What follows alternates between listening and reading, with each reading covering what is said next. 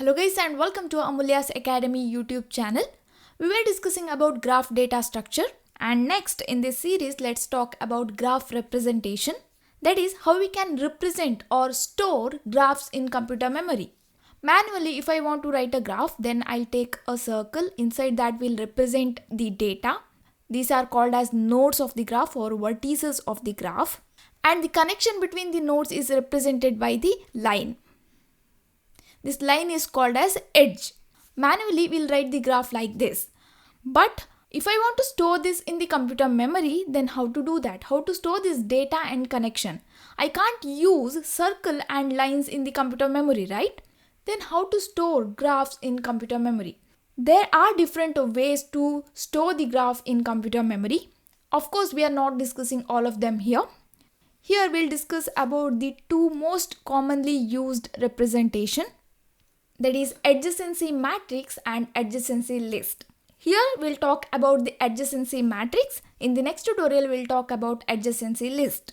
First, let's decode the name. Why it is named as adjacency matrix?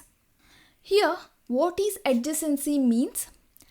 In the previous tutorial, while discussing about the terminologies of graph, we discussed about adjacency node. If there is an edge from node U to node V, then U is adjacent to V. U and V are the adjacent nodes, right? This adjacency will tell you about the connection between the nodes, whether there is an edge between the nodes or not. Now, what about the matrix? Matrix is a two-dimensional array which contains row and column, right? This is a 2 by 2 matrix, 2 row and 2 column. This is a 3 by 2 matrix, 3 rows and 2 column. So in total, an adjacency matrix is a matrix representation of exactly which nodes in a graph contains edges between them. Or in simple words, we can say it will represent the connection between the nodes in the matrix form. Alright, now we know what is adjacency matrix is. Next, we'll see how to create the matrix. In this representation, first we need to create K into K matrix. Here K is the number of nodes present in the graph. First, we need to create a K into K matrix. And in the matrix, both the row and column represent the nodes of the graph. If there is an edge between any two nodes, I'll store the value 1. And if there is no edge between the two nodes, I'll store the value 0. So matrix will be filled with the zeros and ones. 0 represents that there is no edge between the two nodes. 1 represents that there is an edge between the two nodes. Alright, so let's take few example. Okay, first here we have a graph. This is an undirected and unweighted graph. Now if I want to represent this graph using adjacency matrix, then how to do that? So let's see that. The first step in this adjacency matrix representation is we need to create K into K matrix. And K is nothing but the number of nodes present in this graph. So here 1, 2, 3, 4 and 5. This graph contains 5 nodes. So first we need to create 5 into 5 matrix. So let's create that. Here we have a 5 into 5 matrix. As I said, both row and column of this matrix represent the nodes of the graph. So here I'll take first A, B, C, D, E in the row, the nodes of the graph. And here in the column also I'll take A, B, C, D, E. So both row and column will represent the nodes of the graph. And in this matrix we need to store 0 or 1. If there is an edge from a node to another node, then I need to represent 1. If there is no edge from a node to another node, then I need to represent 0. So first let's start from A to A. Let's check whether there is an edge from A to A. If an edge starts from the same node and ends at the same node, then that is called as self loop or self edge. Here we don't have that, right? We don't have any edge from A to A. So that's why here I'll store 0. Next, A to B, here we can see there is an edge. So I'll store 1. A to C, yes, there is an edge. A to D, yes, there is an edge. A to E, no. There is no edge from A to E, right? That's why 0. Next, let's move on to the next row. B to A, yes, here we can see this is an undirected graph. So we have an edge from B to A also. So here 1. B to B, no. We don't have any self edge here. B to C, no. B to D, yes. B to E, yes. That's why store 1. Next, move on to the next row. C to A, yes, there is an edge. C to B, no. C to C, no. C to D, yes. C to E, no. Next, D. D to A, yes. D to B, yes. D to C, yes. D to D, no. D to E, yes. Next, E to A, no. E to B, yes. E to C, no. E to D, yes. E to E, no. So this is the adjacency matrix for this graph. So next, let's take another example. Let's take a directed graph. Now, first step in this representation is we need to create K into K matrix, where K is the number of nodes present in the graph. So here 1, 2, 3, 4, 5, 6, 7. So first we need to create 7 by 7 matrix. So here we have 7 by 7 matrix. So you can take this in any order, okay? So let's check whether there is an edge from A to A. No. A to B, yes. A to C, yes. A to D, no. A to E, no. A to F, no. A to G, no. Next, from B to A, no. Because this is the directed graph. Here you can see there is an edge from A to B, but there is no edge from B to A. B to B, no. B to C, no. B to D, yes. B to E, yes. B to F, no. B to G, no. Next, from C to A, no. C to B, no. C to C, no. C to D, no. C to E, no. C to F, no. C to G, no. Next, from D. So D to A, no. D to B, no. D to C, no. D to D, no. D to E, no. D to F, no. D to G, no. Cool. Next, E. From E to A, no. E to B, no. E to C, no. E to D, no. E to E, no. E to F, no. E to G, no. Next, F. F to A, no. F to B, no. F to C, yes. F to D, no. F to E, no. F to F, no. F to G, yes. There is an edge, right? Next, from G. G to A, no. G to B, no. G to C, no. G to D, yes. Here there is an edge. G to E, no. G to F, no. G to G, no. This is the adjacency matrix. If there is an edge, you need to represent it as 1. If there is no edge, you need to represent the value 0. And in the row and column, you need to take the nodes of the graph. Alright. So this is about the directed graph and undirected graph. But what about the weighted graph? In the weighted graph, every edge will be associated with a value, right? Then how to represent that in the adjacency matrix form? So let's take another example.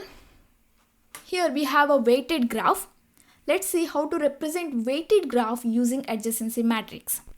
In unweighted graph, what we did is, if there is an edge from a node to another node, we'll represent or we'll store the value 1.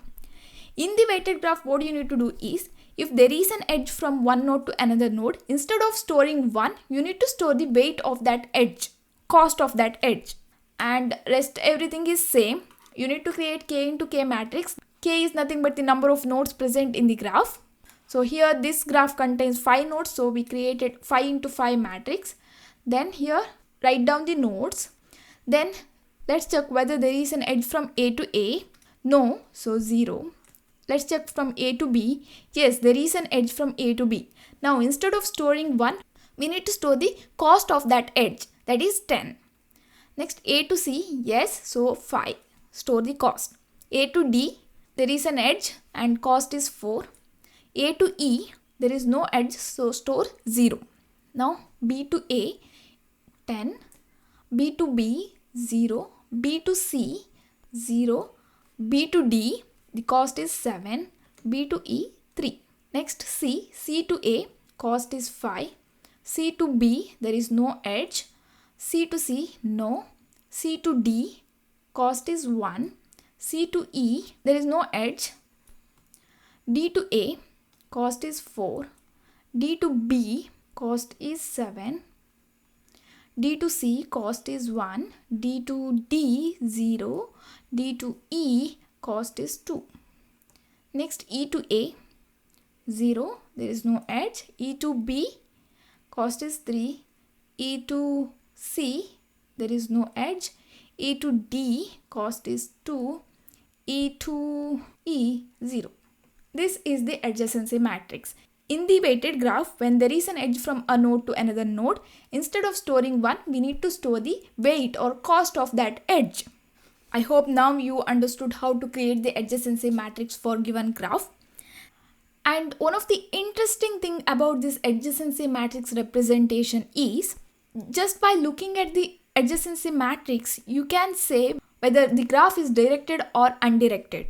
Also, in sometimes you can say whether that graph is weighted or unweighted also.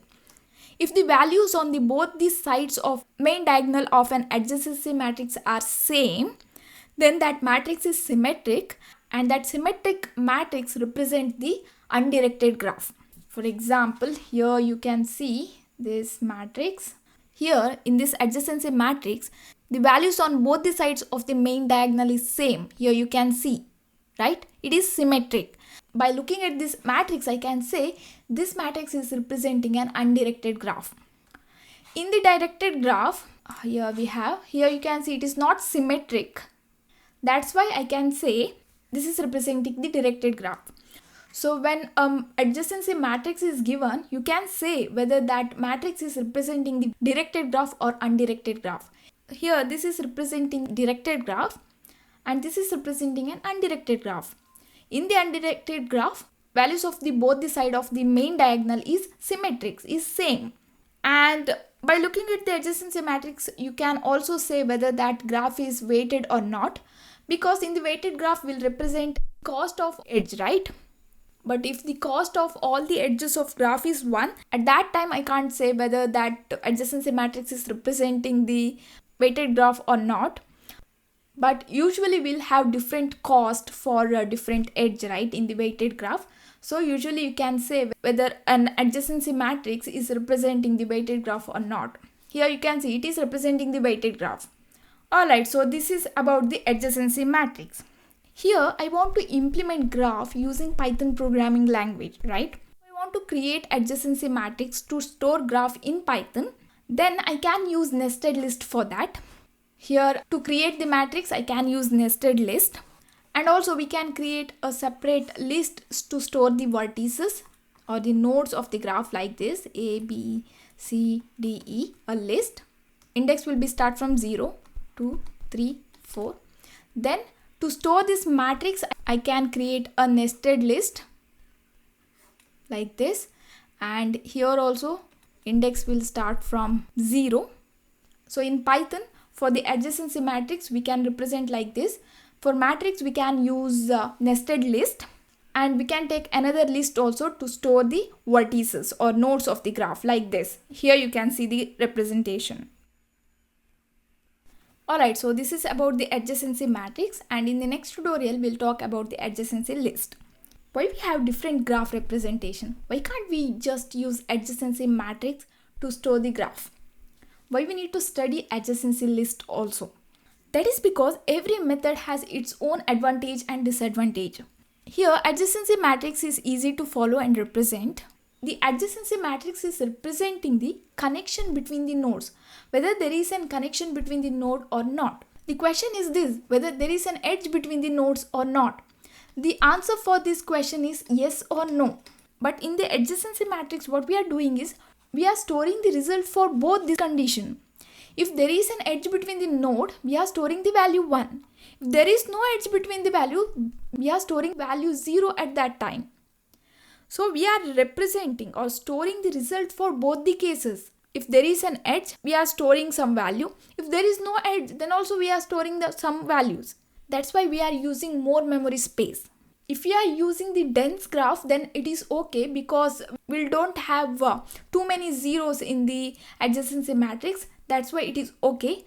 But in this sparse graph, we'll have too many zeros and we are storing that zeros in the memory. That's why we are wasting the memory. A graph in which the number of edges is close to the maximal number of edges is called as dense graph. And the opposite, a graph with only few edges is called as sparse graph. Here this is a sparse graph and this is a dense graph. And here we can see we have adjacency matrix for this graph. Here in this adjacency matrix we can see lots of zeros, right? That means we are storing this adjacency matrix in memory, and in the most of the places we are storing the value 0. It is okay with the dense graph because here we can see less number of zeros, but here you can see more number of zero and we are storing that in the memory. We are using the memory to store zeros. In that cases we can use the adjacency list. How we can store the graph using adjacency list, that we'll see in the next tutorial.